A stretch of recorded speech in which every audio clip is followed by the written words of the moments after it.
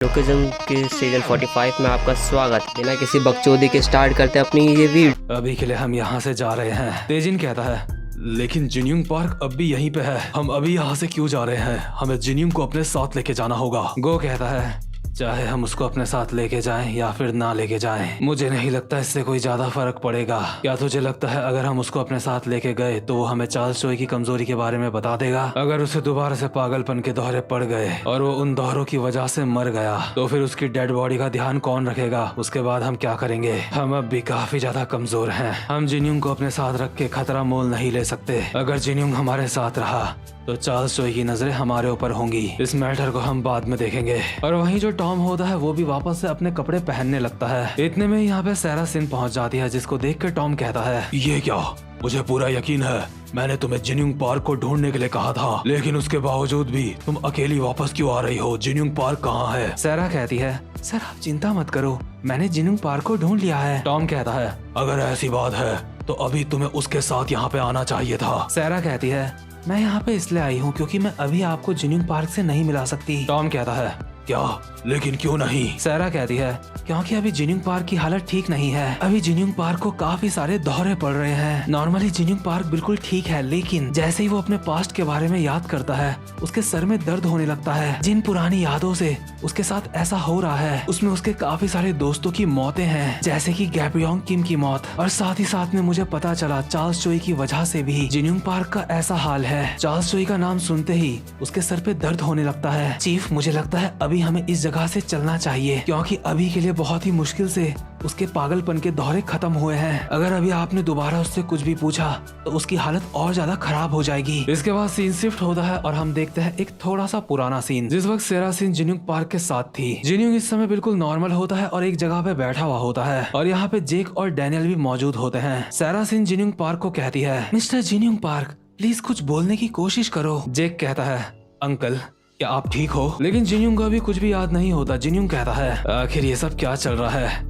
मैं कहाँ पे हूँ और तुम लोग कौन हो? सारा कहती है तो क्या आपको धीरे धीरे होश आ रहा है? मिस्टर जिन्यूंग पार्क मेरा नाम है सारा सिन, मैं व्हाइट टाइगर जॉब सेंटर से हूँ। तुम्हें देख के ऐसा लगता है खुद को शांत करने के लिए तुम्हें काफी सारी दवाइयाँ खानी पड़ी। लेकिन जिन्यूंग को ये भी याद नहीं होता है कि उसने इतनी सारी दवाइयाँ खाई। जिन्यूंग कहता है क्या? आखिर तुम क्या बोल रही हो? सारा कहती है मिस्टर जिन्यूंग पार्क आप बिल्कुल भी चिंता मत करो, बहुत सारी दवाइयाँ लेने की वजह से अभी आपकी ऐसी कंडीशन है, आप थोड़ी ही देर में ठीक हो जाओगे। जिन्यूंग कहता है हाँ मुझे याद आ रहा है मैंने कुछ खाया तो था, लेकिन बट जो डैनियल होता है अभी जिन्यूंग को देख के अपने मन में बोल रहा होता है जब मैं अपनी ग्रैंड माँ के यहाँ पे गया था वहाँ से मेरे मन में ऐसे काफी सारे सवाल आए थे जो मुझे जिन्यूंग पार्क से पूछने हैं। इस इंसान से मुझे कई सारी बातें पूछनी है। सबसे पहली बात मैं जानना चाहता हूँ कि जिन्यूंग पार्क का मेरी मदर के साथ क्या रिश्ता है और क्यों आखिर मेरी ग्रैंड माँ जिन्यूंग पार्क का नाम सुनते ही इतनी ज्यादा पागल हो जाती है। और आखिर वो बाकुनो जो कभी जिन्यूंग पार्क के साथ काम किया करते थे वो मुझे यंग मास्टर कह के क्यों बुलाते थे? मुझे समझ नहीं आ रहा है आखिर मेरा जिन्यूंग पार्क के साथ क्या रिश्ता है। आखिर बाकुनो उस वक्त मुझसे क्या कहना चाहते थे और आखिर जिन्यूंग पार्क को मेरी 2 बॉडीज के सीक्रेट के बारे में कैसे पता है? आखिर जिन्यूंग पार्क का 2 बॉडी से क्या लेना देना है? जिन्यूंग पार्क के साथ ही साथ चार्ल्स चोई भी मेरी 2 बॉडी से कैसे न कैसे कनेक्ट है। आखिर वो क्या सवाल थे जो जेम्स बोल रहा था जिनके जवाब मिलना अभी बाकी है। जब मैं एक बार पहले जिन्यूंग पार्क से हॉस्पिटल में मिला था तो उस वक्त मैं जिन्यूंग पार्क से कुछ भी नहीं पूछ पाया था, लेकिन अब क्योंकि सब कुछ खत्म हो चुका है इसलिए मैं जिन्यूंग पार्क से सब कुछ पूछ सकता हूँ। इसके बाद सारा जिन्यूंग को कहती है मिस्टर जिन्यूंग पार्क अब क्या आप बेहतर महसूस कर रहे हैं? तो ठीक है, अगर आप बेहतर महसूस कर रहे हैं अब हम काम की बात करते हैं। तो मिस्टर जिन्यूंग पार्क हम व्हाइट टाइगर जॉब सेंटर वाले यहाँ पे इसलिए आए हैं। बट जिन्यूंग को सारा सिन से कुछ भी लेना देना नहीं होता। जिन्यूंग अपनी जगह से उठता है और सीधा जाता है डैनियल के पास। इसके बाद अपनी नजरें घुमा के देखता है वास्को की तरफ और वास्को के कंधे में होता है इस वक्त छोटा वाला डैनियल जो बेहोश होता है। और ये देख के जिन्यूंग सारी की सारी बात समझ जाता है और वो डैनियल को कहता है बंदा वहाँ पे बेहोश पड़ा है वो तेरी पहली बॉडी है ना? और जिन्यूंग की बात सुन के जो डैनियल होता है काफी ज्यादा हैरान हो जाता है और कहता है अरे तुम क्या बोल रहे हो? मुझे कुछ समझ नहीं आ रहा है। लेकिन यार जिन्यूंग पार्क को अच्छी तरह से पता होता है कि डैनियल के पास 2 बॉडीज हैं क्योंकि जिन्यूंग ने डैनियल को ड्रग्स दे के अनकॉन्शियस हालत में उससे ही बुलवाया था कि उसके पास 2 बॉडीज हैं। और इसीलिए अभी जिन्यूंग पार्क डैनियल को कहता है यहाँ पे बेवकूफों की तरह एक्टिंग मत कर, मुझे सब कुछ पता है, तू पहले ही अपने राज के बारे में मुझे बता चुका है। डैनियल काफी ज्यादा हैरान हो जाता है और अपने मन में कहता है कि क्या मैं पहले ही इसको सब कुछ बता चुका हूँ। अब डैनियल के पास जिन्यूंग से बचने का कोई भी रास्ता नहीं होता, वो जिन्यूंग को झूठ नहीं बोल सकता। जिन्यूंग डैनियल को कहता है तेरे लिए बेहतर यही होगा कि तू मेरे साथ सच्चाई के साथ बात करे, और वैसे भी अभी हम एक दूसरे के काफी ज्यादा क्लोज हैं, इसलिए जो कुछ भी तू मुझे बोलेगा वो और किसी को सुनाई नहीं देगा। या फिर कहीं ऐसा तो नहीं कि तुझे इस बात के ऊपर यकीन नहीं हो रहा कि तू अपने राज के बारे में मुझे पहले ही बता चुका है। अगर ऐसी ही बात है, तुझे लगता है मैं मजाक कर रहा हूँ, तो चल ठीक है, तेरी जो दूसरी बॉडी वहाँ पे बेहोश पड़ी है उसको उठा के देखते हैं। क्या तू सच में चाहता है मैं तेरी दूसरी बॉडी को यहाँ पे उठा दूं, क्योंकि अभी यहाँ पे काफी सारे लोग मौजूद हैं। अगर मैं तेरी उस वाली बॉडी को अभी यहाँ पे उठाऊंगा तो यहाँ पे एक सीन क्रिएट हो जाएगा। अब बोल, तेरे पास 2 बॉडीज हैं, है ना? डैनियल के पास कोई भी चारा नहीं होता, इसलिए डैनियल कहता है आखिर तुम मुझसे चाहते क्या हो? जिन्यूंग कहता है मैं तुझसे जो सवाल पूछूंगा, जिस तरह से तू उनका जवाब देगा, इस बात के ऊपर निर्भर करेगा कि मैं तेरे सीक्रेट के साथ क्या करता हूँ। तो मुझे बता, तू अपनी 2 बॉडीज के साथ क्या करने की सोच रहा है? डैनियल कहता है मैंने अब तक इसके बारे में ठीक से सोचा नहीं है, लेकिन मुझे लगता है कुछ चीज ऐसी हैं जो मुझे करनी चाहिए। सबसे पहले मैं चार्ल्स चोई को सबक सिखाना चाहता हूँ। और चार्ल्स चोई का नाम सुन के जो जिन्यूंग होता है काफी ज्यादा हैरान हो जाता है। उसको याद आता है चार्ल्स चोई ही प्री जनरेशन में एलाइट था, और एलाइट का नाम सुनते ही जो जिन्यूंग होता है उसके सर पे दर्द होने लग जाता है। जिन्यूंग यहाँ पे जोर जोर से चिल्ला रहा होता है और डैनियल कहता है मिस्टर जिन्यूंग आखिर क्या बात है? आपको क्या हुआ? जिन्यूंग अभी अपना सर पकड़ के चिल्लाते हुए बोल रहा होता है मुझे ये भूलना होगा, मैं ये याद नहीं रखना चाहता। मेरा सर फटा जा रहा है। डैनियल कहता है मिस्टर जिन्यूंग नहीं रुक जाओ, अभी आपके साथ ऐसा नहीं हो सकता। मुझे आपसे बहुत सारे सवाल पूछने हैं। मुझे बताओ आखिर आपका डैनियल के साथ क्या रिश्ता है? क्या आप डैनियल की मदर को भी जानते हो? और एग्जैक्टली पास्ट में हुआ क्या था? प्लीज मुझे सब कुछ बताओ, मुझे काफी कुछ जानना है आपसे। लेकिन जो सैरा होती है वो डैनियल को रोक लेती है और कहती है रुक जाओ, इनकी हालत और ज्यादा खराब हो रही है, अभी के लिए इनको अकेला छोड़ना ही हमारे लिए बेहतर होगा। डैनियल कहता है लेकिन मुझे काफी सारे सवाल पूछने हैं। लेकिन सैरा डैनियल की बात को इग्नोर करके जिन्यूंग पार्क को कहती है मिस्टर प्लीज शांत हो जाओ, मेरा नाम सैरा सिन है, मैं यहाँ पे व्हाइट टाइगर जॉब सेंटर से आ रखी हूँ। मैं यहाँ पे इस उम्मीद से आई हूँ कि मैं तुम्हारी कुछ मदद कर सकूँ। जिन्यूंग के सर पे अभी इतना ज्यादा दर्द हो रहा होता है कि उसकी आंखों से भी आंसू आ रहे होते हैं, और जिन्यूंग कहता है क्या तुम मेरी मदद करना चाहती हो? सैरा कहती है सबसे पहले मैं आपको ये कहना चाहती हूँ कि आपका यहाँ पे रहना खतरे से खाली नहीं है, क्योंकि जल्द ही इस जगह के बारे में सबको पता चल जाएगा। इसलिए मिस्टर जिन्यूंग पार्क हमें डिसाइड करना होगा हमें आपको कहाँ पे लेके जाना है। तो मुझे बताओ, क्या आप एलाइड के साथ जाना चाहते हो या फिर व्हाइट टाइगर जॉब सेंटर के साथ जाना चाहते हो? ये फैसला पूरी तरह से आपके ऊपर है, आप किसके साथ जाना चाहते हो। जिन्यूंग की हालत अभी काफी ज्यादा खराब होती है, उसके बावजूद भी जिन्यूंग कहता है क्या एलाइड, ये कैसा बेहुदा सा नाम है। इतने में ही डैनियल भी चिल्ला पड़ता है और कहता है मिस्टर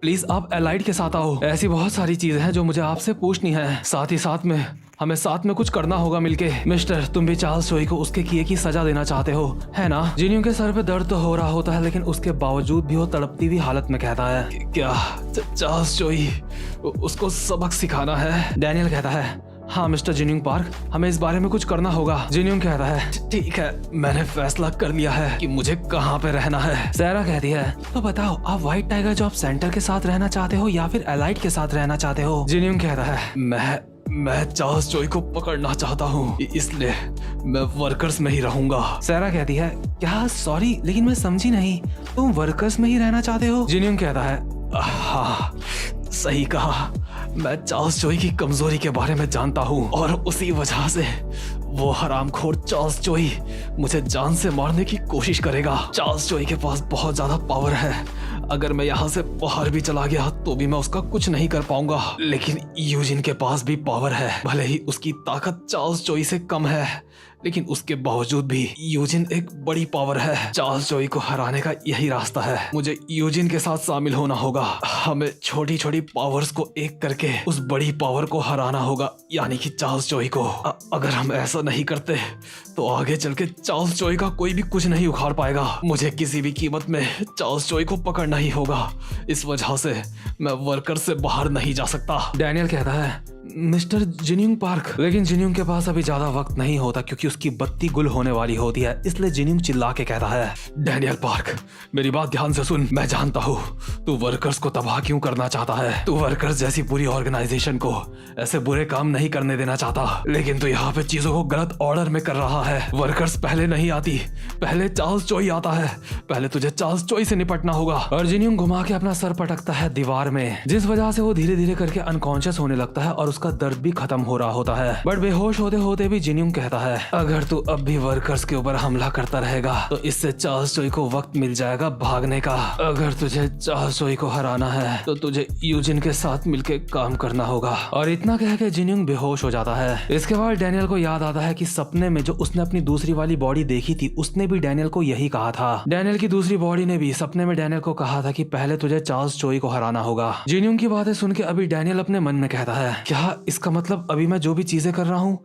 इससे चार्ल्स चोई को वक्त मिल रहा है खुद को पावरफुल बनाने का। तो खैर जिन्यूंग की बात सुनकर डैनियल अपना फैसला कर लेता है और सीधा जाता है ग्योल बेक के पास, जो कि अपने बड़े भाई के गम में चुपचाप से बैठा हुआ होता है। डैनियल कहता है, ग्योल बेक, यूजिन को कॉल मिला। इसके बाद डैनियल अपनी बड़ी बॉडी को कहीं कोपचे में सुला देता है और अपनी छोटी वाली बॉडी में ग्योल का फोन लेके यूजिन को कॉल मिलाता है। डैनियल यूजिन को कॉल करके कहता है, हेलो, ये मैं बोल रहा हूँ। यूजिन कहता है, और आखिर ये मैं है कौन और तुम मुझे ग्योल के फोन से कैसे कॉल कर पा रहे हो? डैनियल कहता है, मैं डैनियल पार्क हूँ और ग्योल मेरे ही साथ है। और ये सुन के यूजिन काफी ज्यादा हैरान हो जाता है क्योंकि उसको पता चल गया होता है कि ग्योल भी हार चुका है। डैनियल कहता है, फर्स्ट एफिलिएट हार चुकी है और अब हम जब मर्जी इसका काम तमाम कर सकते हैं। इसका मतलब जिस नंबर 1 के ऊपर तुझे इतना ज्यादा गर्व था वो भी हार चुका है। लेकिन यूजिन तो बहुत बड़ा हरामी होता है, इसलिए वो एक स्माइल के साथ कहता है, ओह ये तो काफी ज्यादा प्यारा है। अबे मुझे पहले से पता था कि ऐसा ही कुछ होगा, इसलिए मैं पहले ही अपने एग्जीक्यूटिव्स को उस तरफ भेज चुका हूँ और उनका वहाँ पे आने का एक ही मकसद है, जितने भी घुसपैठिए हैं उनका काम तमाम करना। अभी यूशोंग, मैंडियोक और र्यूहे ये निकल पड़े होते हैं फर्स्ट एफिलिएट की तरफ। यूजिन कहता है,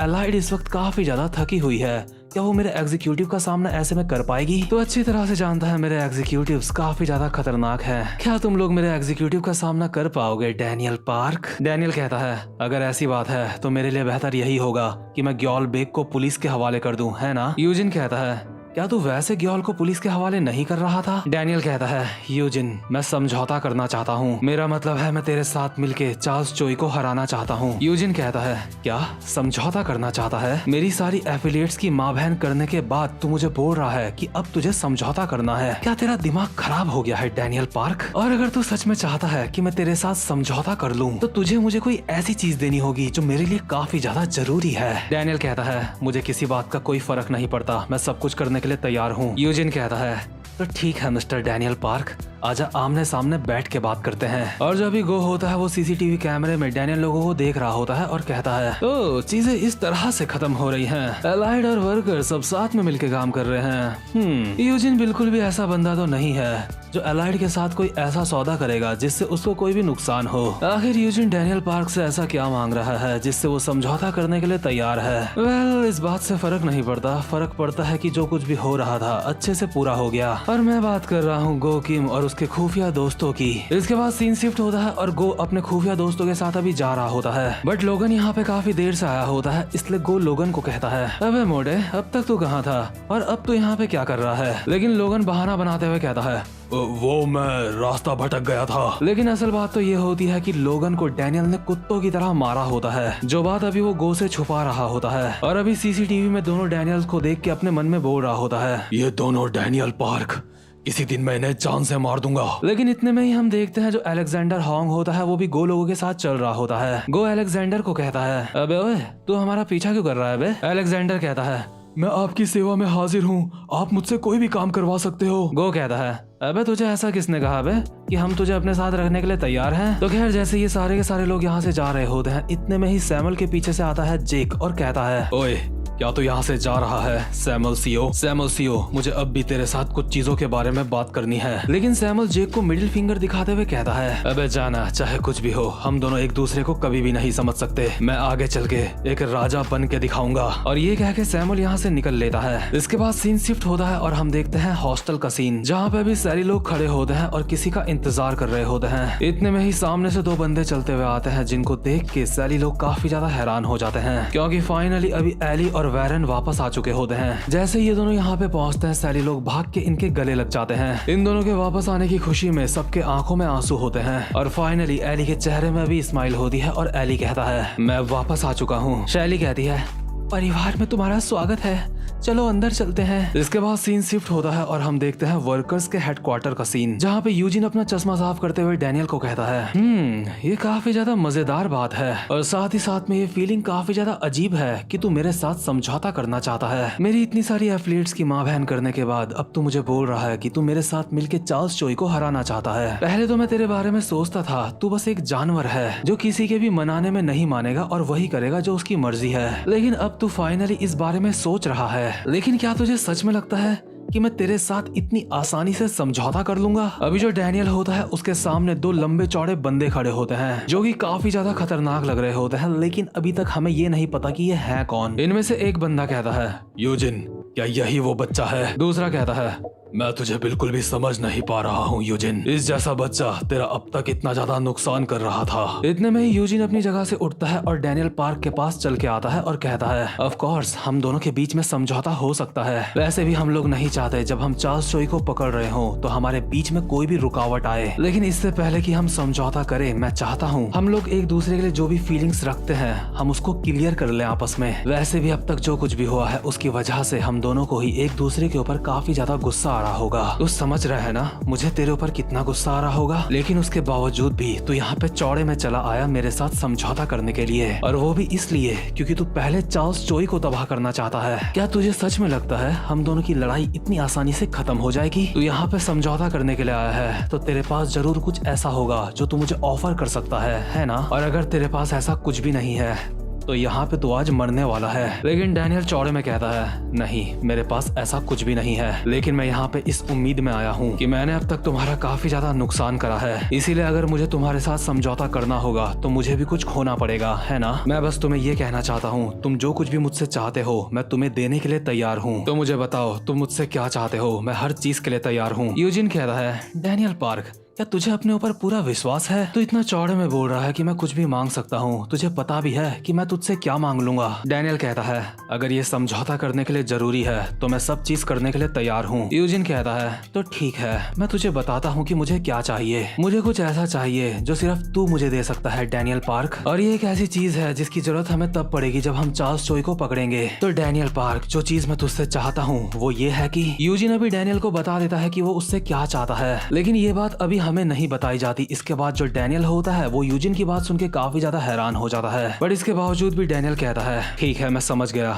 मैं इस बारे में तुम्हें जल्दी बताता हूँ। और डैनियल यहाँ से जाने लगता है और यूजिन एक स्माइल के साथ कहता है, बहुत अच्छे, अब हम दोनों एक ही तरफ हैं, अब हम साथ में मिलकर चार्ल्स चोई को पकड़ेंगे। लेकिन चार्ल्स चोई को पकड़ने से पहले ऐसा कुछ भी है जो हमें करना बहुत ज्यादा जरूरी है। हाँ, हमने हॉस्टल का शिकार करा, हमने बिग डील का शिकार करा, लेकिन अब बारी है गन का शिकार करने की। और अभी हम एक सीन देखते हैं जहाँ पे गन अकेला खड़ा होता है बारिश में, और गन को चारों तरफ से काफी सारे लोगों ने घेर रखा होता है, जैसे कि वर्कर्स के बंदे एलाइड, जेक किम और जोहान शियोंग। गन को काफी सारे लोगों ने घेर रखा होता है, उसके बावजूद भी गन स्टाइल में सिगरेट पी रहा होता है, और ऑब्वियसली ये सारे के सारे बंदे यहाँ पे गन को मारने के लिए आ रखे हैं। और यार ये जितने भी बंदे अभी गन को यहाँ पे मारने के लिए आ रखे हैं वो कोई आम लोग नहीं है, यहाँ पे सारे के सारे खतरनाक लोग मौजूद हैं, बट जिसके साथ इन बंदों का सामना होने वाला है वो भी किसी से कम नहीं है। गन को हारता हुआ तो कोई इंसान इमेजिन कर भी नहीं सकता कि वो किसी से हारेगा, बट गन इन सब की अकेला तोड़ दे ये भी काफी ज्यादा मुश्किल है। मुझे लड़ना सिखाया है, इसी वजह से मैं इस बात की चिंता कर रहा हूँ, क्या तू उसके साथ मास्टर और स्टूडेंट का रिश्ता निभाएगा या फिर तू मेरी मदद करेगा गन से लड़ने में। और यार जो डैनियल होता है उसको यूजिन की सारी शर्तें मंजूर होती है, वो गन के खिलाफ जाने के लिए तैयार होता है यूजिन के कहने में, ताकि यूजिन उसके साथ समझौता कर ले। और यूजिन गन को इसलिए हराना चाहता होता है क्योंकि जब वो चार्ल्स चोई के ऊपर हमला करे वो नहीं चाहता कि बीच में गन आए, क्योंकि अगर उस वक्त बीच में गन आया तो गन यूजिन के प्लान को फेल कर सकता है। तो खैर अभी जो डैनियल होता है यूजिन की सारी शर्तें मान के यहाँ से चला जाता है, और मैंडियॉक यूजिन को कहता है, यूजिन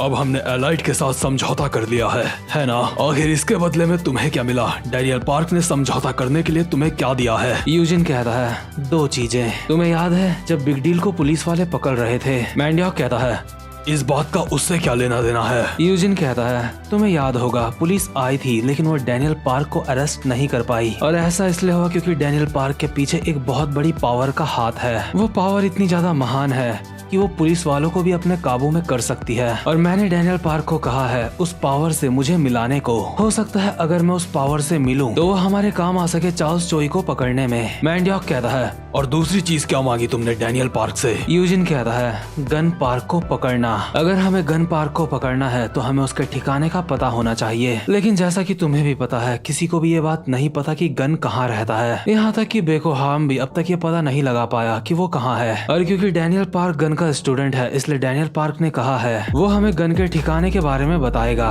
मैं डैनियल पार्क से दो चीजें चाहता हूँ। पहला, वो पावर जो डैनियल पार्क के पीछे है, मुझे उस पावर से मिलना है। दूसरा, मुझे गन पार्क के ठिकाने का पता लगाना है। डैनियल पार्क ये दोनों चीजें देने के लिए मुझे तैयार है और इसीलिए मैं उसके साथ समझौता करने के लिए तैयार हुआ हूँ। सारी बातों को साइड में रखते हुए मैंने ये कभी भी नहीं सोचा था कि डैनियल पार्क अपने मास्टर को ही बेच देगा मेरे साथ समझौता करने के लिए। मैंडियोक कहता है वैसे डैनियल पार्क क्या प्लान बना रहा है? यूजिन कहता है इसके बारे में मुझे भी नहीं पता और इसीलिए हमें डैनियल के ऊपर नजर रखनी होगी। इसके बाद सीन शिफ्ट होता है और हम देखते हैं हॉस्टल का सीन, जहाँ पे हॉस्टल के सारे बंदे बैठ के आराम से खाना खा रहे होते हैं। बट इन सबके चेहरे में हमें एक टेंशन दिखाई दे रही होती है, क्योंकि इनसे थोड़ी सी ही दूर में वास्को भी चुपचाप से एक जगह पे बैठा हुआ होता है और कुछ भी नहीं कर रहा होता। वास्को इनके साथ बैठ के खाना भी नहीं खा रहा होता, बस बैठा हुआ होता है चौकीदारों की तरह। शैली ये देख के अचानक से अपनी जगह से उठती है और चिल्ला के कहती है वास्को इधर आ जाओ, तुम हमारे साथ बैठ के खाना क्यों नहीं खा लेते? लेकिन यार वास्को अपने वादे का पक्का है, उसने एक बार जो बोल दिया वो बोल दिया, वो करके दिखाता है। वास्को सीरियस होके कहता है चाहे कुछ भी हो जाए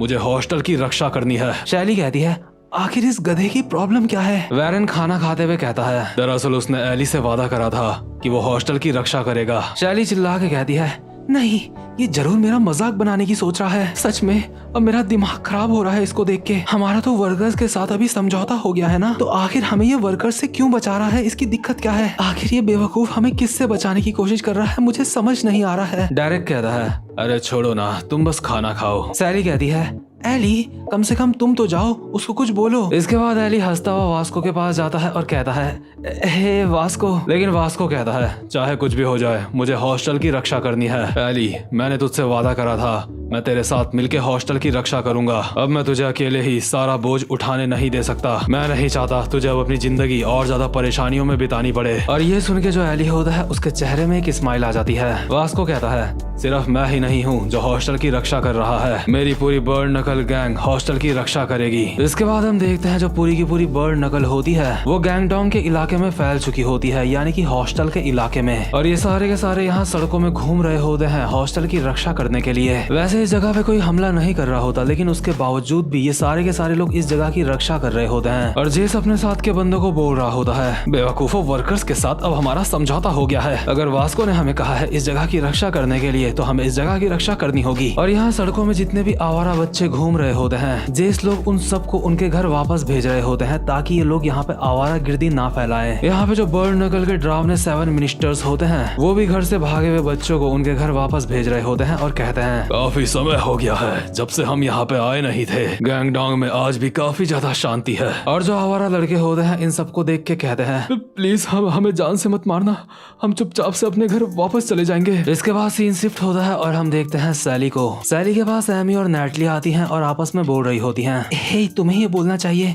नहीं मैं क्यों बोलूं, तुम जाके बोलो। शैली इन दोनों को कहती है हे गाइस क्या हुआ, क्या तुम्हें कुछ बोलना है? तभी इन दोनों में से एक लड़की कहती है मॉम ये ज्यादा बड़ी बात नहीं है, लेकिन क्या अब हम स्कूल नहीं जा पाएंगे? शैली कहती है अच्छा तो तुम इस बारे में बात कर रही हो। शैली अपने मन में बोल रही होती है हालात जैसे पहले थे अब दोबारा से वैसे ही हो गए हैं, क्योंकि अब एली वर्कर्स का एक हिस्सा नहीं है, इसलिए मैंने अपने परिवार से जो वादे करे थे वो वापस से वैसे ही हो गए जैसे वो पहले थे। घर से भागे हुए बच्चे दोबारा से सड़कों में घूमने लगे हैं और हमारे बच्चे भी बिल्कुल वैसे ही जिंदगी जीने लगेंगे जैसा कि वो हमेशा से जीते आ रहे हैं। सब कुछ जैसा पहले था बिल्कुल वैसा ही हो गया है। जो घर से भागे हुए बच्चों के लिए हम एक यूथ सेंटर बनाने वाले थे अब वो भी नहीं बन पाएगा। अब भी ऐसे बहुत सारे बच्चे होंगे गैंगडोंग में जो आवारा होंगे जिनके पास घर नहीं होगा। खैर चाहे कुछ भी हो हमें अपनी पूरी कोशिश करनी चाहिए। शैली अपनी दोनों बच्चियों से कहती है चाहे कुछ भी हो मॉमी तुम्हारे लिए वो सब कुछ करेगी जो वो कर सकती हैं। और भाई लोग अगर आपको नहीं पता तो आपको बता देता हूँ कि यूथ सेंटर बनवाने का वादा वर्कर्स ने करा था, जिससे कि गैंगडोंग के बेघर बच्चों को बहुत ज्यादा मदद मिल सके, अपना सर छुपाने के लिए उनको एक घर मिल सके। बट अब वर्कर्स हॉस्टल के लिए ऐसा कुछ भी नहीं करने वाली। इतने में ही वास्को कहता है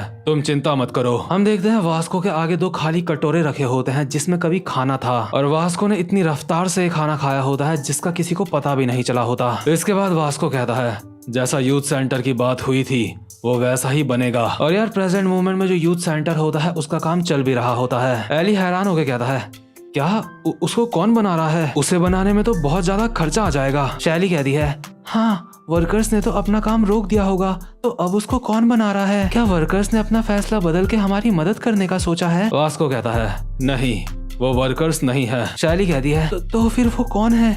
ऐसा कौन है जो हमारी मदद कर रहा है? वास्को कहता है, दरअसल जो उसको बना रहा है उसने मुझे ये बात सीक्रेट रखने को कहा है, इसलिए मैं तुम्हें उस इंसान के बारे में नहीं बता सकता। इसके बाद सीन शिफ्ट होता है और हम देखते हैं जेस को। जेस अभी उस बंदे से बात कर रहा होता है जो इस यूथ सेंटर को बनवा रहा होता है। जेस के सामने जो बंदा खड़ा होता है, जेस उसको कहता है, अरे मालिक, मैंने नहीं सोचा था कि आप इतनी गंदी जगह पे आओगे। मैंने बिल्कुल भी नहीं सोचा था मालिक, आप रनवे यूथ सेंटर बनाने में हमारी इतनी ज्यादा मदद करोगे। सच में आपकी अच्छाइयों की कोई भी सीमा नहीं है। हमें और क्या चाहिए? आप यहाँ पे हमारी इतनी ज़्यादा मदद कर रहे हैं। आप हमारे आर्किटेक्चर यूथ के लिए भी यहाँ पे इतने सारे पैसे दे रहे हैं। सच में अगर मैं मर भी जाऊँ अब तो मुझे कोई भी गम नहीं है। सर, आपने सिर्फ गैंगडोंग के बेघर बच्चों को ही नहीं बचाया है, आपने बर्ड नकल को भी बचाया है। असल में यूथ सेंटर को बनाने का काम जो आर्किटेक्चर डिपार्टमेंट के बंदे होते हैं उन्हें दिया गया होता है, यानी कि इससे बर्ड नकल को भी फायदा होगा। और जो ये महान इंसान होता है जो इन सब की इतनी ज्यादा मदद कर रहा होता है, वो और कोई नहीं, हम सबका प्यारा जे होता है। जे यहाँ पे सिर्फ पैसे देके ही मदद नहीं कर रहा होता, बल्कि खुद भी यहाँ पे काम में हाथ बटा रहा होता है। ये देख के जो जे का सर्वेंट होता है वो काफी ज्यादा इमोशनल हो जाता है और कहता है, यंग मास्टर, आपने इस काम के लिए चेयरमैन की मदद नहीं मांगी, बल्कि आपने खुद के पैसे इस जगह पे लगा के इन लोगों की मदद करने की सोची है। सच में यंग मास्टर, आपका इतना बड़ा दिल देख के मेरी आंखों से आंसू आ रहे हैं। यानी कि यार भले ही जे के फादर ने उसको अपने घर से बाहर निकाल दिया है, बट उसके बावजूद भी ऐसा नहीं है कि जे गरीब है। उसके बावजूद भी जे के पास काफी पैसा है। जे के बिजनेस ही इतने चलते हैं कि उसको पता ही नहीं कि उसके पास कितना पैसा है। इसके बाद सीन शिफ्ट होता है और हम देखते हैं जैक ली को। जैक अभी जोहान को बोल रहा होता है, जे होंग ने हमारी मदद करी है।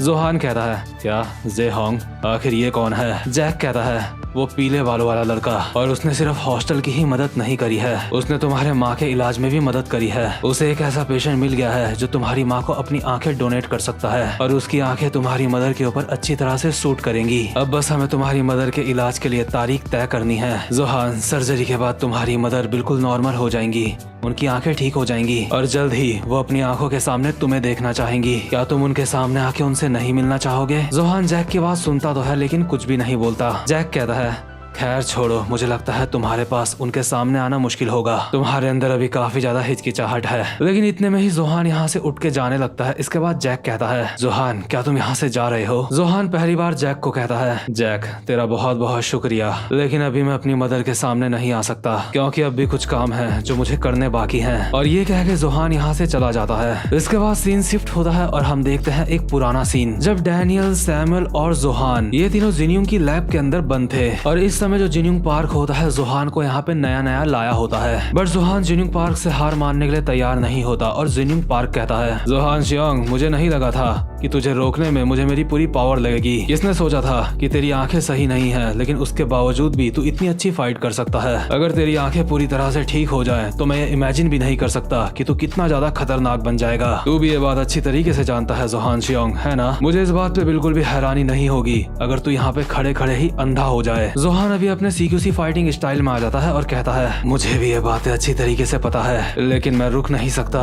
क्योंकि कोई ऐसा है जिसको मुझे जान से मारना है। अगर उस बंदे को जान से मारने के लिए मुझे अपनी जान भी देनी पड़े तो मुझे कोई परवाह नहीं है। मेरा आखिरी मकसद उस इंसान को जान से मारना है। जिन्यूंग अपने मन में कहता है, तो इसको बदला लेना है। इसके बाद जिन्यूंग कुछ ढूंढने लगता है, तभी जो जोहान होता है कहता है, ओए, आखिर तू ये क्या कर रहा है? जिन्यूंग कहता है, मैंने उसको कहाँ रख दिया था, यहीं तो थी वो। अरे लो, मिल गई, ये ले, ये तेरे काम आएगी। और जिन्यूंग एक मेडिसिन देता है जोहान को। जोहान कहता है, आखिर ये क्या है? जिन्यूंग कहता है, ये एक ऐसी दवाई है जो तेरी आंख को कुछ देर के लिए ठीक कर सकती है, और ये दवाई सच में काम करती है, इसलिए इस बात की चिंता मत करियो कि ये काम नहीं करेगी। अगर तू यहाँ से बाहर जाने में कामयाब रहा तो तू इसको इस्तेमाल कर सकता है। इस दवाई से तुझे अपना बदला लेने में काफी ज्यादा आसानी हो सकती है। जोहान कहता है, आखिर तू ये दवाई मुझे क्यों दे रहा है? जिन्यूंग कहता है, क्या मुझे ये बोलना चाहिए कि ये मेरे चीजों को करने का तरीका है। मैं इसी तरीके से अपने कामों को करता हूँ, लेकिन मैं ये क्यों कर रहा हूँ ये तेरे लिए जरूरी नहीं है। तेरे लिए जरूरी ये है कि अगर तू इस दवाई को इस्तेमाल करना चाहता है तो तुझे यहाँ से बाहर निकलना होगा। और जिन्यूंग पार्क इतना हरामी होता है ना, उसने जोहान को बातों में घुमा के उसकी गर्दन में एक इंजेक्शन भी लगा दिया होता है, जिस वजह से जोहान बेहोश होने लगता है और कहता है,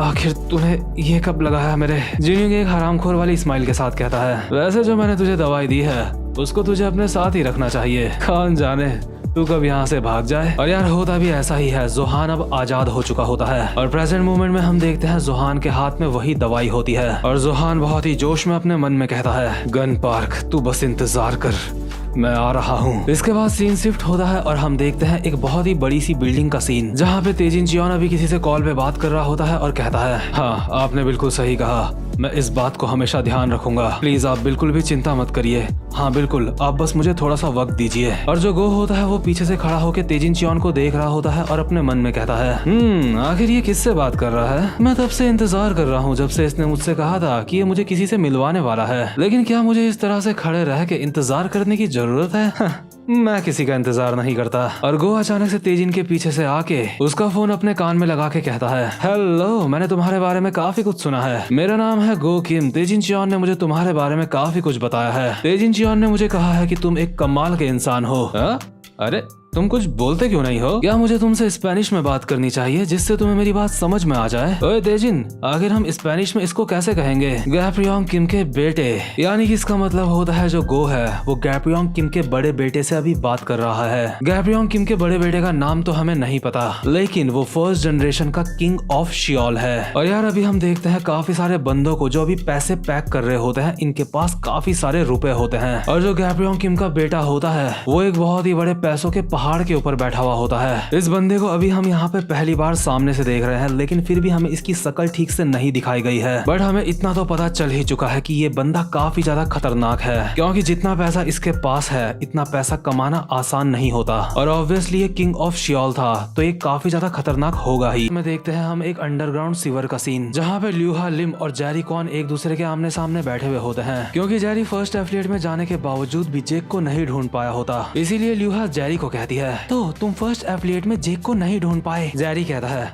हाँ, मैंने तुम्हारी बात के ऊपर यकीन करा और मैं फर्स्ट एफिलिएट में गया था, लेकिन मैं वहाँ पे सर जेक को नहीं ढूंढ पाया। मुझे लगता है तुम्हारी जानकारी ही गलत थी ल्यूहा। सच में ये कितनी ज्यादा निराशाजनक बात है। हम सबको तुम्हारे ऊपर काफी ज्यादा यकीन है, लेकिन उसके बावजूद भी तुम हमें गलत जानकारी देती हो। इतने में ही ल्यूहा अपने मोबाइल में उसको जेक की फोटो दिखा दी है और कह दिया है, अगर ऐसी बात है तो फिर ये क्या है? ये फोटो उन लोगों ने क्लिक करी है जो मेरे लिए काम करते हैं। ये जेक की वो फोटो है जब वो फर्स्ट एफिलिएट से बाहर निकल रहा था। जैसे ही मेरे लोगों ने जेक को देखा वो वहाँ से गायब हो चुका था, इसीलिए वो लोग जेक तक नहीं पहुंच पाए। लेकिन जरा मुझे ये बताओ, तुम फर्स्ट एफिलिएट में क्या कर रहे थे? तुम वहाँ पे फाइट करके मजे कर रहे थे, है ना? अगर ऐसा ही चलता रहा तो बिग डील दोबारा से एक कैसे हो पाएगी? जेरी भी मोबाइल को जमीन में रखता है और चिल्लाने लगता है, सर जेक, आप इतनी छोटी सी चीज के अंदर कैसे फंस गए हो? ल्यूहा कहती है, जरा देखो खुद को, एक तो तुम जेक को ढूंढ नहीं पाए, अब यहाँ पे पागलों जैसी हरकत कर रहे हो। दरअसल मैं ही बेवकूफ थी जिसने तुम्हारे ऊपर यकीन करा। जेरी कहता है, नहीं रुको, ऐसा कुछ है जो हमारे हाथ लगा है। और जेरी के ऐसा कहते ही सीन शिफ्ट होता है और हम देखते हैं एक पुराना सीन, जिस वक्त जेरी फर्स्ट एफिलिएट में था। हम देखते हैं जेरी गलती से जिन्यूंग पार्क के सामने आ जाता है और जिन्यूंग का तो वैसे ही दिमाग सटका हुआ रहता है, इसलिए वो ये पहचान नहीं पाता कि ये जेरी कौन है। जिन्यूंग जेरी को देख के सोच रहा होता है ये जेरी का बाप है, यानी कि बेको। जिन्यूंग जेरी को देखते ही कहता है, हे बेको कौन, आखिर तुमने इतना ज्यादा समय कहाँ लगा दिया? तुम्हें पता है गैप्रियोंग तुम्हें कितना ज्यादा ढूंढ रहे थे। चलो अब चल के सूप और राइस खाते हैं। जेरी जिन्यूंग को देख के कहता है, अंकल, आप जिन्यूंग अंकल हो, है ना? आप कैसे हो अंकल? और आखिर आप यहाँ पे क्या कर रहे हो? जिन्यूंग कहता है, मैं यहाँ पे तुम्हारा इंतजार कर रहा था ताकि हम साथ में मिलकर राइस और सूप पी सकें। तो आखिर गैप्रियोंग यहाँ पे कब आने वाले हैं? उन्होंने क्या कहा? जेरी कहता है, अंकल, मैं बेको कौन नहीं हूँ, मैं उनका बेटा जेरी कौन हूँ। जेरी अपने मन में सोच रहा होता है, आखिर अंकल जिन्यूंग यहाँ पे क्या कर रहे हैं? क्या ये मुझे मेरे डैड समझ रहे हैं? इनकी हालत मुझे कुछ ठीक नहीं लग रही है। क्या इन्होंने अभी ड्रग्स ले रखे हैं? इसके बाद जिन्यूंग कहता है, हाँ, तुम्हारा बेटा जेरी कौन, मैं उसको जानता हूँ। इसके बाद जिन्यूंग हल्के हल्के से जेरी की चेस्ट में मुक्के मारते हुए कहता है, अरे आखिर तुम्हारे शरीर के साथ क्या हुआ? तुम्हें देख के ऐसा लग रहा है जैसे तुमने काफी ज्यादा आराम कर लिया है। जेरी कहता है, क्या मेरा शरीर? आप इस तरह से बात कर रहे हो?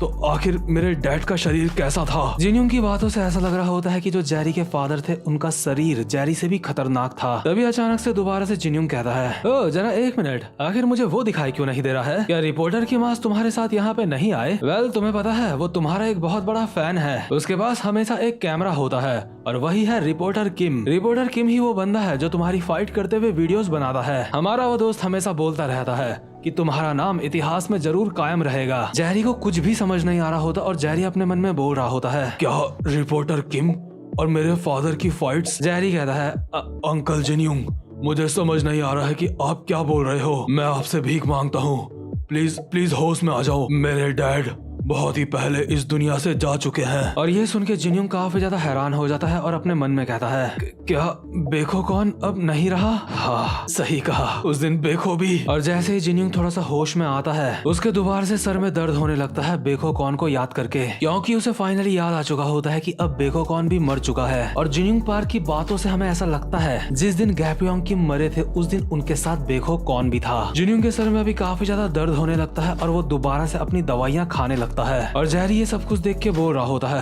अंकल आखिर क्या हुआ? जिन्यूंग अपने सर पे हाथ लगा के कहता है, जेरी, तुझे इस बात का ध्यान रखना होगा। अगर तुझे अपने फादर का बदला लेना है तो तुझे उनकी ताकत की जरूरत पड़ेगी। तेरे फादर गलत तरीके से इस दुनिया से गए हैं। तेरे जो फादर की मौत हुई थी वो उनकी किस्मत में नहीं लिखी थी, लेकिन उसके बावजूद भी उन्हें मरना पड़ा। जा अपने डैड की फाइटिंग वीडियो की तलाश कर। वो वीडियोस देख के तू जितना ताकतवर हो सकता है उतना ज्यादा ताकतवर बन, अपने बाप की तरह। और अभी प्रेजेंट मोमेंट में जेरी ल्यूहा के सामने से उठता है और कहता है, मुझे पूरा यकीन है मैं और ज्यादा ताकतवर बन सकता हूँ। मैं वो वीडियोस ढूंढने जा रहा हूँ। सर जेक, मेरा ध्यान रखना। ल्यूहा कहती है, हे जेरी, आखिर तुम कहाँ जा रहे हो? लेकिन जेरी यहाँ से निकल लेता है। इसके बाद सीन शिफ्ट होता है और हम देखते हैं जेक किम को, जो अभी लाइटनिंग चोई के सामने अपना सर झुकाता है और कहता है, मैं माफी चाहता हूँ, मैं मिस्टर जिन्यूंग पार्क को वहाँ से बचा के नहीं लेके आ पाया। लाइटनिंग कहता है, अरे कोई बात नहीं, तुमने मुझे बताया ना कि उसका वहाँ पे रहने का फैसला उसका अपना है। मैंने इस बारे में सोचा नहीं था, लेकिन अगर तुम मेरे साथ काम कर रहे हो तो तुम्हारा नाकामयाब होने का चांस ज्यादा बढ़ जाएगा। अगर तुम्हें एक पावरफुल दुश्मन को हराना है तो तुम्हें खुद भी काफी ज्यादा पावर की जरूरत पड़ेगी, यानी कि चार्ल्स चोई को हराने के लिए तुम्हें भी वर्कर्स की जरूरत पड़ सकती है। लेकिन जेक, आखिर तुम्हारे बगल में ये तुम्हारा दोस्त कौन है? और जेक के बगल में खड़ा होता है ओजी डैनियल। डैनियल हल्का सा अपना सर झुकाता है और कहता है,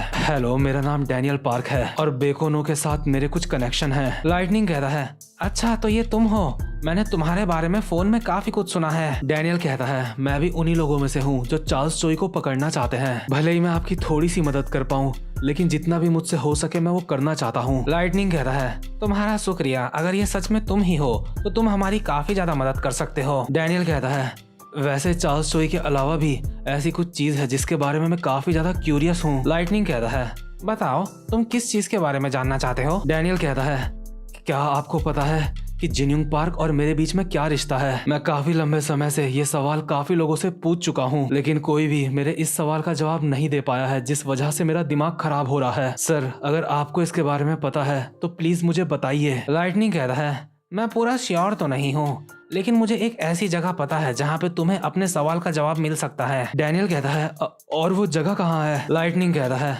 वो जगह है चियोनलियांग। और यार, चियोनलियांग वही जगह है जहाँ का मास्टर विंजिन रह चुका है। लाइटनिंग कहता है, बॉस जिन्यूंग पहले वहाँ पे रहा करते थे, तुम अगर चियोनलियांग जाओगे तो तुम्हें वहाँ पे जिन्यूंग के बारे में काफी कुछ जानने को मिल सकता है। डैनियल कहता है, तो सर क्या मैं इसका मतलब ये समझूं कि आपको उनके और मेरे बीच के रिश्ते के बारे में कुछ भी नहीं पता? लाइटनिंग कहता है, बाकुनो ने तुम्हें पहले ही बताया होगा, ये एक फैमिली मैटर है ना? आखिर मैं किसी और के परिवार के मैटर के बारे में कैसे जान सकता हूँ? मैं बस तुम्हें इतना ही कह सकता हूँ कि चियोनलियांग जाओ, वहाँ पे तुम्हें कुछ पता लग सकता है। हो सकता है इस बार तुम्हें अपने सवाल का जवाब वहाँ पे मिल जाए। डैनियल कहता है, क्या वहाँ पे जाके मुझे सच पता चल सकता है? ठीक है सर, मैं समझ गया। लाइटनिंग कहता है, मुझे माफ करना, मैं तुम्हारी कुछ ज्यादा मदद नहीं कर पाया। और लाइटनिंग यहाँ से जाने लगता है। इतने में ही जेक कहता है, एक मिनट, आखिर इनमैन कहाँ गया? लाइटनिंग कहता है, तुम्हारा मतलब लाइन मैन से है, वो जरूर अभी जाग रहा होगा। जेक कहता है, क्या जाग रहा होगा? आपका इससे क्या मतलब है? लाइटनिंग कहता है, क्या तुम भूल गए उसका नाम है स्लीपिंग ड्रैगन लाइनमैन, और अब वक्त है उस सोए हुए ड्रैगन के जागने का, यानी कि हिडन ड्रैगन अब सबके सामने खुल के सामने आने वाला है। और दूसरे सीन में हम देखते हैं लाइनमैन को, जो कि फुल जोश में अपनी ट्रेनिंग कर रहा होता है और बहुत ही तेजी से भाग रहा होता है। एट लास्ट लाइनमैन के अंदर का मॉन्स्टर भी अब जागने वाला है। लेकिन इतने में ही डैनियल दोबारा से लाइटनिंग से कहता है, सर आखिर में मैं आपसे कुछ कहना चाहता हूँ। लाइटनिंग कहता है, बोलो डैनियल पार्क, आखिर तुम्हें क्या बोलना है। डैनियल कहता है, कुछ और लोग भी हैं जो मिस्टर जिन्यूंग पार्क को ढूंढ रहे हैं। लाइटनिंग कहता है, अच्छा, और वो लोग कौन हैं? डैनियल बताता है, डियागो कैंग भी मिस्टर जिन्यूंग पार्क को ढूंढ रहा है, और जैसा कि आप सबको पता है डियागो कैंग होता है हमारा जेम्स ली। इसके बाद सीन शिफ्ट होता है और हम देखते हैं जेम्स ली को अभी जो डैनियल के साथ कार में बैठा हुआ होता है। जेम्स डैनियल को कहता है, मैंने सुना तुम्हें फर्स्ट एफिलिएट में काफी सारी चीजों से गुजरना पड़ा, वहाँ पे तुमने काफी सारी चीजों का सामना करा मिस्टर डैनियल पार्क। क्या हुआ? मुझे लगता है मैंने तुमसे खास तौर पे ये मदद मांगी थी। मैंने कहा था 2 बॉडीज के राज के बारे में जानने के लिए हमें जिन्यूंग पार्क को ढूंढना होगा। तो बता, क्या तो जिन्यूंग पार्क को ढूंढ पाया? इसके बाद वापस से सीन शिफ्ट होता है और हम देखते हैं लाइटनिंग चोई को, जो डैनियल की बात सुन के कहता है, क्या डियागो कैंग वो सेलिब्रिटी तुम बोल रहे हो वो फर्स्ट जनरेशन का लेजेंड जेम्स ली है और वो बॉस जिन्यूंग पार्क को ढूंढ रहा है? जेम्स ली के बारे में ये बात जान के लाइटनिंग चोई अभी काफी ज्यादा हैरान लग रहा होता है, लेकिन लाइटनिंग को भी ये बात नहीं पता होती कि वो जिन्यूंग पार्क को क्यों ढूंढ रहा है। इसलिए लाइटनिंग उल्टा डैनियल से ही पूछता है, आखिर वो जिन्यूंग पार्क को क्यों ढूंढ रहा है? डैनियल कहता है, इस बात का जवाब मेरे पास भी नहीं है, लेकिन लगता है उसने चार्ल्स चोई को अपना दुश्मन बना लिया है। लाइटनिंग कहता है, क्या जेम्स ली ने चार्ल्स चोई को अपना दुश्मन बना लिया है? ये तो काफी ज्यादा कमाल की खबर है डैनियल। मैंने सुना था चार्ल्स चोई काफी समय से जेम्स ली का फायदा उठा रहा था, लेकिन मैंने ये कभी नहीं सोचा था कि जेम्स चार्ल्स चोई को कभी धोखा देने की सोचेगा। डैनियल, तुम्हें जेम्स से जाके मिलना होगा, क्योंकि दुश्मन का दुश्मन हमारा दोस्त होता है। तुम्हें जेम्स ली को हमारी तरफ मिलाने की कोशिश करनी होगी। अगर जेम्स हमारी तरफ मिल जाए तो उससे हमें काफी ज्यादा फायदा होगा चार्ल्स चोई को पकड़ने में। इसके बाद दोबारा से सीन शिफ्ट होता है और हम देखते हैं जो डैनियल होता है वो जेम्स के साथ होता है। डैनियल जेम्स को बता देता है कि जिन्यूंग पार्क अभी फर्स्ट एफिलिएट में है। जेम्स एक स्माइल के साथ कहता है, अच्छा, तो जिन्यूंग पार्क इस वक्त वर्कर्स में है और वो इस वक्त पूरी तरह से वर्कर्स के साथ मिलकर काम कर रहा है। अगर हमें चार्ल्स चोई को पकड़ना है तो मुझे लगता है उसके हिसाब से उसने काफी अच्छा फैसला किया है। मुझे अब सब कुछ समझ आ रहा है डैनियल, तू चाहता है मैं तेरी टीम में शामिल हो जाऊं चार्ल्स चोई को पकड़ने के लिए, है ना? डैनियल कहता है, बिल्कुल सही कहा, मैं यही चाहता हूँ। जेम्स कहता है, तो ठीक है, मैं तुम्हारी मदद करूंगा चार्ल्स को पकड़ने में, क्योंकि मुझे भी चार्ल्स के साथ अपना हिसाब किताब बराबर करना है। वैसे वो इंसान कौन है? मतलब वो दूसरा इंसान जो चार्ल्स चोई के खिलाफ है। मुझे पूरा यकीन है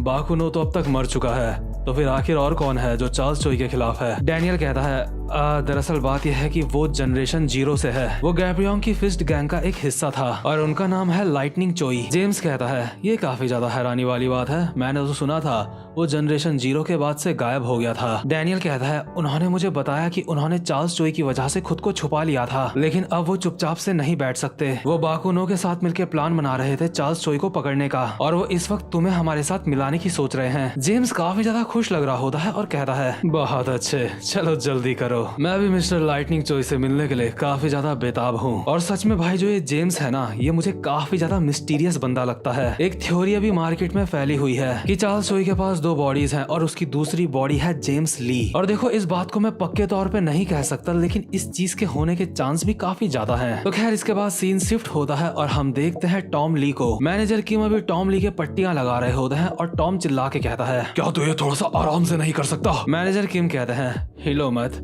तुम अब एक बच्चे नहीं रहे, चुपचाप से मुझे ये पट्टियां बांधने दो, हिलो मत। टॉम कहता है, मैनेजर किम, क्या तुम्हें पहले किसी ने तलवार से मारा है?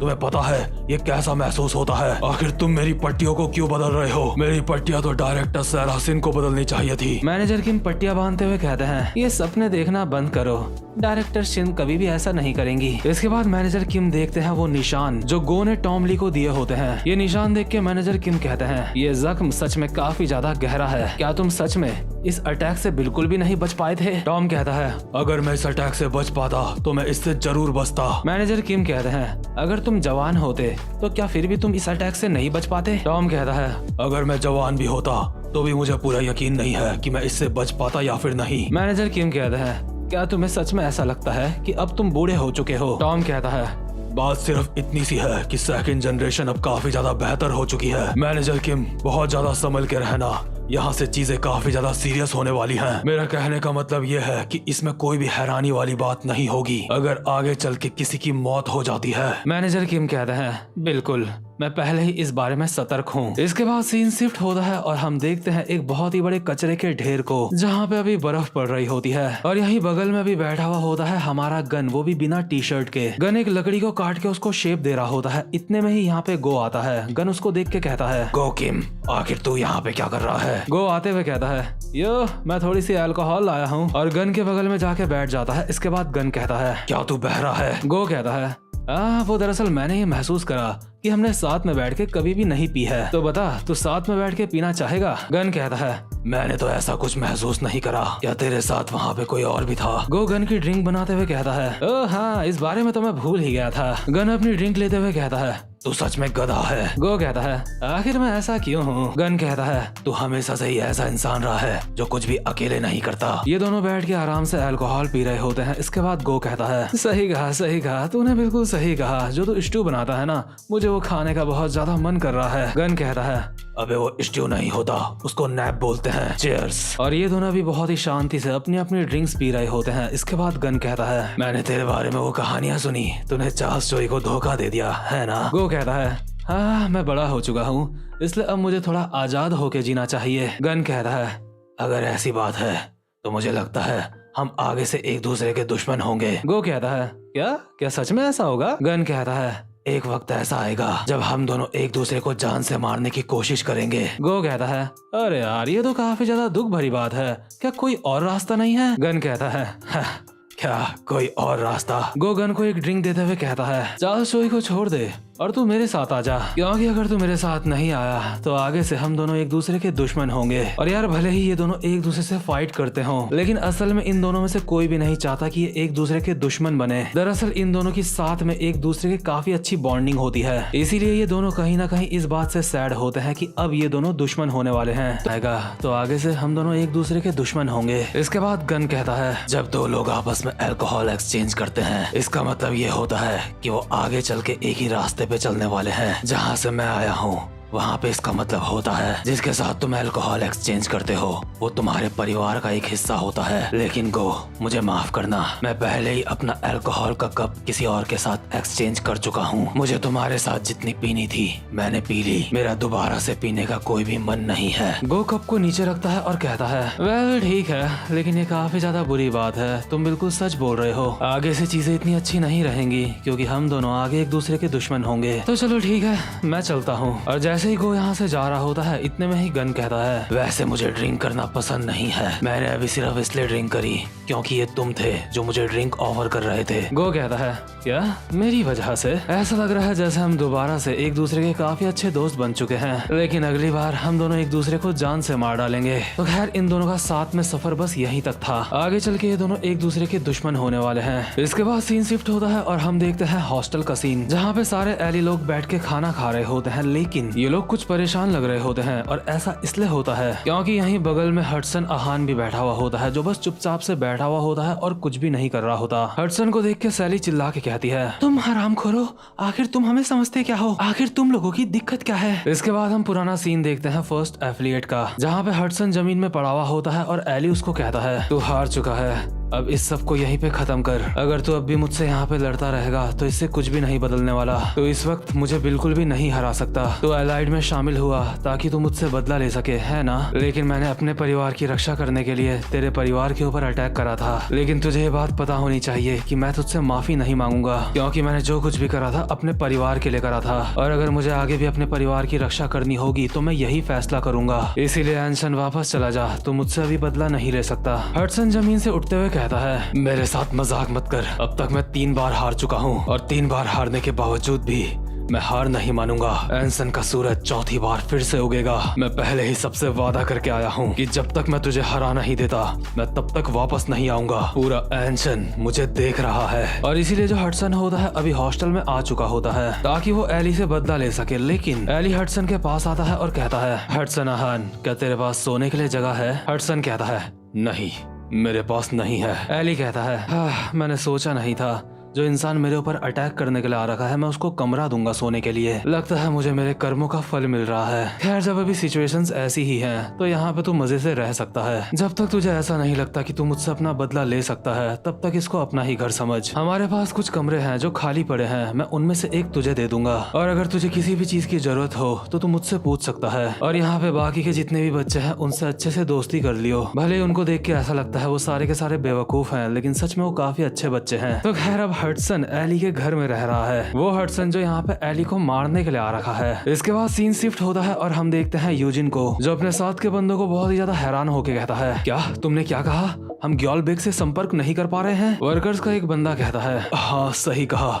वैसे वो आमतौर पे भी हमारी कॉल नहीं उठाता है, लेकिन इस बार तो काफी ज्यादा देर हो गई है। जब से हमारी उससे बात नहीं हुई है इस बार वो बिल्कुल भी कॉल नहीं उठा रहा है। कहीं ऐसा तो नहीं कि उसको कुछ हो गया हो? यूजिन कहता है, चलो हमें चलना होगा, मुझे चीजें कुछ सही नहीं लग रही है, इसीलिए हमें यहाँ से मेंटल वार्ड में जाना होगा। वैसे मुझे कोई ज्यादा चिंता नहीं है किसी भी बात की, क्योंकि कुछ भी बुरा होने के चांस यहाँ पे काफी ज्यादा कम है। क्योंकि अगर ग्योल के साथ कुछ बुरा हो भी जाएगा तो उसका बड़ा भाई उसको जरूर बचाएगा। इसके बाद सीन शिफ्ट होता है और हम देखते हैं ग्योल को जो अपने अनकॉन्शियस बड़े भाई को उठाने की कोशिश कर रहा होता है और कहता है, हैंग्योल मेरे भाई उठ जाओ। लेकिन इतने में ही यहाँ पे चार्ल्स चोई पहुंच जाता है और चार्ल्स को देख के ग्योल कहता है, आखिर ये क्या है? तुम यहाँ पे क्या कर रहे हो चेयरमैन चार्ल्स चोई? चार्ल्स एक स्माइल के साथ कहता है, नंबर 1 ये सच में कमाल का है। जितना मैंने सोचा था इसके लिए मुझे उससे ज्यादा मेहनत करनी पड़ी। अभी के लिए तेरा फोन मैं संभालता हूँ। मैं शर्त के साथ कह सकता हूँ तू हैरान हो रहा होगा कि आखिर मैं ये सब कुछ क्यों कर रहा हूँ। वैसे ये सब कुछ करने की वजह कोई ज्यादा बड़ी नहीं है। मैंने सुना है यहाँ पे वर्कर्स किसी को छुपा रही है। क्यों, मैंने सही कहा ना? जिनयोंग पार्क वो यहीं पे है ना? और यार जो चार्ल्स चोई के पास मोबाइल था शायद वो हैंगल बेग का था, इसीलिए चार्ल्स ने कहा था कि तुम्हारे फोन का ध्यान अब मैं रखता हूँ। अभी चार्ल्स को देख के नकली हैंगल काफी ज्यादा हैरान होता है। चार्ल्स ग्योल को कहता है, तुझे पता है मैं जिनयोंग पार्क को कब से ढूंढ रहा हूँ। उसको ढूंढने के लिए मैं कितनी मेहनत कर रहा हूँ। अगर जिनयोंग तेरे साथ था तो क्या तुझे मुझे बताना नहीं चाहिए था कि वो तेरे साथ है? ग्योल कहता है, आखिर तुम्हें जिनयोंग पार्क से क्या काम है? चार्ल्स कहता है, मैं किसी भी बारे में बात नहीं करना चाहता, लेकिन मैं तुझसे एक चीज पूछना चाहता हूँ। ग्योल बेग, क्या जिनयोंग पार्क ने कभी भी मेरे बारे में बात करी? ग्योल कहता है, आखिर तुम क्या बोल रहे हो?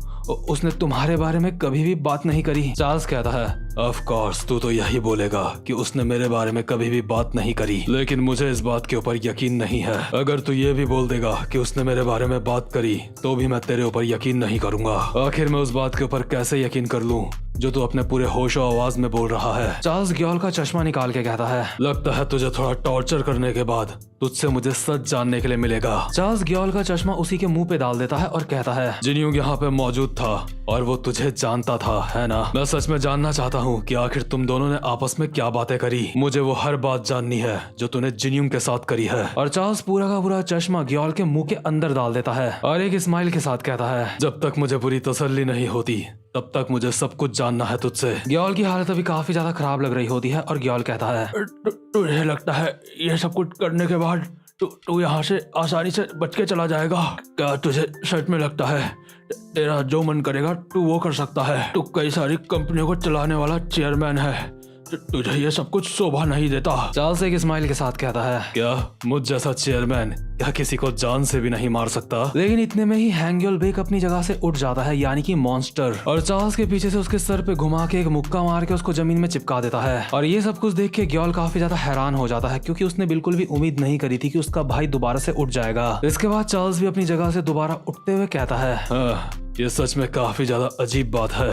आखिर तू खड़ा कैसे हो गया? मुझे पूरा यकीन है मैंने तेरे तब तक लाते मारी थी जब तक मुझे यकीन नहीं हो गया था कि तू दोबारा से नहीं उठ पाएगा। लेकिन तेरे वापस उठने से भी ज्यादा हैरानी वाली बात तो ये है कि तू वापस से उठ के अपने छोटे भाई की यहाँ पे रक्षा कर रहा है। क्या सच में तू ऐसा करने वाला है? इसके बावजूद भी कि तेरा छोटा भाई ही वो इंसान है जिसने तुझे ऐसा मॉन्स्टर बनाया है, क्या तू इस सब के बावजूद भी अपने छोटे भाई से प्यार करता है? तो ठीक है, तू कोशिश कर सकता है अपने छोटे भाई को बचाने की।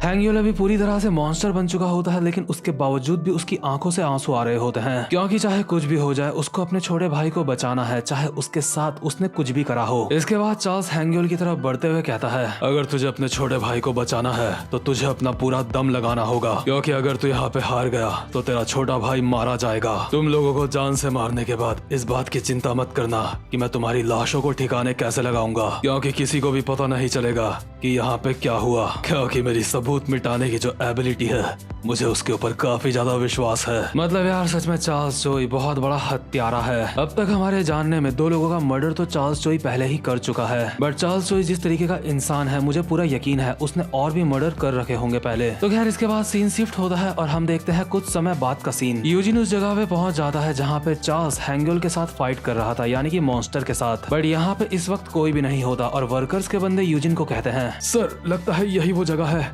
लगता है यहाँ पे उन लोगों की काफी ज्यादा खतरनाक फाइट हुई है। और ये जो पूरी जगह होती है यहाँ पे बहुत सारे खून के धब्बे होते हैं। यूजिन कहता है, तो तुम मुझे बोल रहे हो कि कोई ग्योलबेक को ले गया है? दूसरा बंदा कहता है, जी सर बिल्कुल सही कहा। यूजिन कहता है, क्या तुमने सर्विलियंस फुटेज चेक करी? दूसरा बंदा कहता है, वेल सर जितने भी सिक्योरिटी कैमरास थे उन सबकी हार्ड ड्राइव चोरी हो चुकी है। ऐसा लगता है जो इंसान यहाँ पे आया था वो सारी की सारी हार्ड ड्राइव लेके चला गया है। यूजिन कहता है, और पुलिस का क्या, उन्होंने क्या कहा? दूसरा बंदा कहता है, पुलिस ने कहा कि वो जल्द ही अपनी तहकीकात शुरू करेंगे। यूजिन कहता है, अगर हम सर्विलियंस फुटेज की बात करें तो बिल्डिंग के बाहर भी कैमरे लगे हुए हैं, लेकिन उससे भी हटके कोई तो ऐसा इंसान होना चाहिए जिसने उसको देखा हो जो यहाँ पे आया था। दूसरा बंदा कहता है, सर ये आसान नहीं होगा क्योंकि अचानक से ही इस पूरे जगह की लाइट जा चुकी है। लगता है इस एरिया का जो ट्रांसफॉर्मर है वो किसी ने तबाह कर दिया है। जिसने भी ऐसा करा है वो इंसान भी पकड़ में नहीं आ पाया है। मतलब यार चार्ल्स चोई यहाँ पे फुल प्लान के साथ आया था। चार्ल्स चोई सच में काफी ज्यादा खतरनाक चीज है। इसके बाद मैंडियोक यूजिन को कहता है, यूजिन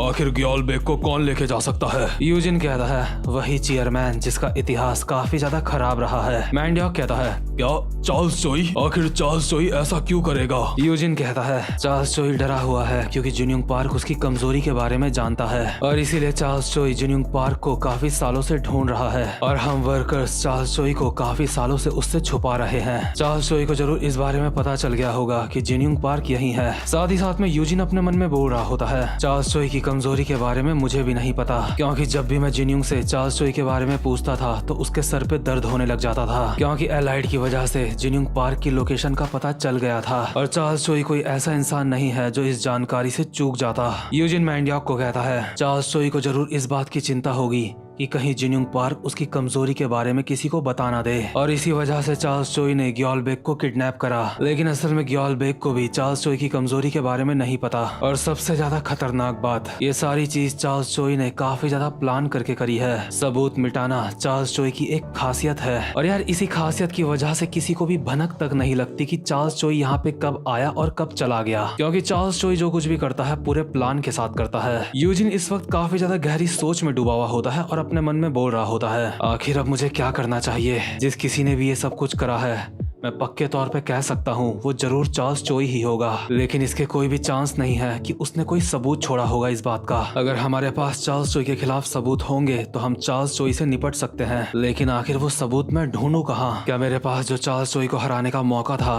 मैं यहाँ पे उसको गंवाने वाला हूँ? इतने में ही जो यूजिन होता है उसको एक कॉल आता है और ये कॉल होता है जेम्स ली का, जो अभी बाइक भगाते हुए यूजिन को कहता है, यूजिन कहीं ग्योलबेक गायब तो नहीं हो गया? यूजिन हैरान होकर कहता है, आखिर तुम्हें ये कैसे पता? जेम्स कहता है, और तुम्हें ऐसा लग रहा है ये चार्ल्स चोई का काम है, क्यों मैंने सही कहा ना? यूजिन कहता है, हाँ क्योंकि मुझे लगता है कि चार्ल्स चोई के पास ये करने का एक रीजन है, लेकिन चीजें इतनी ज्यादा आसान नहीं है क्योंकि मेरे पास उसके खिलाफ कोई भी सबूत नहीं है। जेम्स कहता है, सबूत मेरे पास है। यूजिन हैरान होकर कहता है, क्या तुमने क्या कहा? जेम्स कहता है, यूजिन शांत हो जाओ, मुझे पूरा यकीन है कि चार्ल्स चोई ने जिचैंग क्वैक और बाकुनो का मर्डर करा है और जब से बाकुनो और जिचैंग क्वैक मारे गए हैं तब से मैं चार्ल्स चोई के ऊपर नजर रखे हुए हूँ। जब चार्ल्स चोई वहाँ पे आया होगा तो उस वक्त पूरे इलाके में अंधेरा छा गया होगा क्योंकि किसी ने वहाँ के ट्रांसफॉर्मर में गाड़ी ठोक दी थी, जिस वजह से उस पूरे इलाके में अंधेरा हो गया था और इसी का फायदा उठा के चार्ल्स चोई वहाँ तक पहुँचा था। फर्स्ट एफिलिएट में जो बंदा घुसा था वो ग्योलबेक और नंबर 1 को वहाँ से लेके चला गया। साथ ही साथ में सारे कैमरास की हार्ड ड्राइव भी वो वहाँ से लेके चला गया और जितने भी कैमरास बिल्डिंग के बाहर थे लाइट जाने की वजह से वो सारे टूट गए हैं। और क्योंकि बाहर भी काफी ज्यादा अंधेरा था इसलिए उसे किसी ने भी नहीं देखा होगा, लेकिन उसको ये बात नहीं पता होगी कि मैं उसके हर एक कदम पे नजर बनाए रखे हूँ। जब चार्ल्स चोई ग्योलबेक को किडनैप कर रहा था तो मैंने उसकी वीडियो बना ली थी। चार्ल्स चोई को ऐसा लगता है जैसे अभी मैं कंट्री से बाहर हूँ। यूजिन कहता है चार्ल्स चोई ने जो कुछ भी करा है वो काफी ज्यादा गलत करा है। क्या पुलिस को इस बारे में पता है कि तुम्हारे पास उसकी वीडियो है? जेम्स कहता है मुझे लगा पहले ये बात तुम्हें पता होनी चाहिए, इसलिए मैंने सबसे पहले तुम्हें कॉल करी है। ग्योलबेक एक माइनर है, उसने एक माइनर को किडनैप करा है। मेरे समझ नहीं आ रहा है उसने ऐसा क्यों करा। तो पूरी बात यह है कि चार्ल्स चोई ने वहाँ पे आके एक किडनैपिंग करी है और अपने पीछे इस बात का एक सबूत छोड़ दिया है। यूजिन कहता है तो इसका मतलब हुआ कि जेम्स अपना हेलमेट निकाल के कहता है बिल्कुल सही कहा, चार्ल्स चोई ने आज तक सारी चीजें काफी परफेक्टली करी है, लेकिन उसकी एक गलती अब उसको ले डूबेगी। मिस्टर यूजिन अब तुम्हारी बारी है। अगर चार्ल्स चोई सबूत मिटाने में एक जीनियस है और वो सारे बुरे काम करने में एक जीनियस है मिस्टर यूजिन, तो ये तुम्हारा काम बनता है कि तुम उसकी एक गलती से जो उसने एक सबूत छोड़ा है तुम उस सबूत को 10 गुना ज्यादा पावरफुल बना दो। यूजिन कहता है तुम तो मेरे ऊपर दबाव डाल रहे हो, लेकिन तुम्हें चिंता करने की बिल्कुल भी जरूरत नहीं है क्योंकि मैं इस पल का काफी समय से इंतजार कर रहा था। चार्ल्स चोई, हमारे बीच में जो पुरानी दुश्मनी चली आ रही है अब वक्त है उसके खत्म होने का। लोग मांगते होंगे भीख और हम मांगते हैं अलग तरीके से भीख।